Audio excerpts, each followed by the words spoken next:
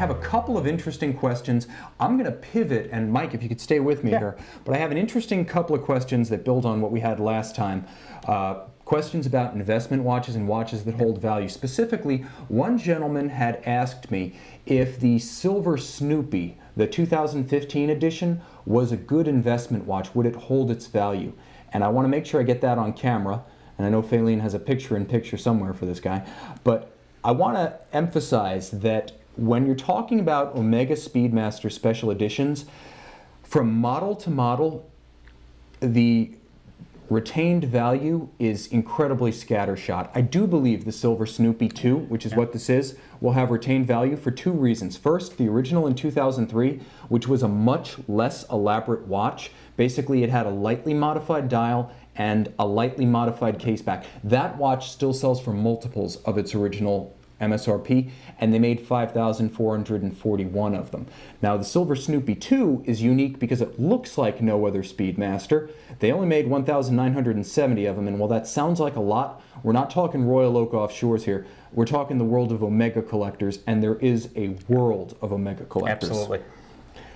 And again, I have Pheline with a picture-in-picture of the case back of the Snoopy 2 because this one is rather fresh. And I'm not going to be taking that sticker off myself. I'll wait for the first owner to enjoy first night privileges. But the bottom line is that it is a sterling silver hand-engraved medallion of Snoopy, the same one drawn by Charles Schultz for NASA, and then it actually has an enamel paillonné backing to it. So seriously handcrafted. That watch will hold its value. Now, Mike, That's one of the ones I really like. Yeah. And just the combination, the two-tone combination, which I'm not greatly a fan of, but as far as the Speedmasters, it's beautiful. Just to let you know what Mike's talking about, he's talking about the Apollo 11 45th anniversary set in gold and titanium. They made 1,969, coincidentally. Now, this is a watch that's beautiful.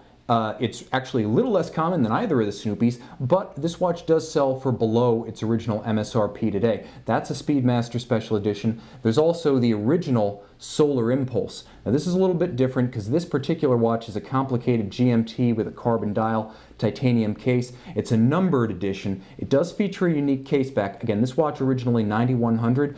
You see it selling routinely for about $6,500 to $7,500. So there are certain watches that are good investments in the Speedmaster limited edition family, but it is huge. Know your watch before you buy. Absolutely.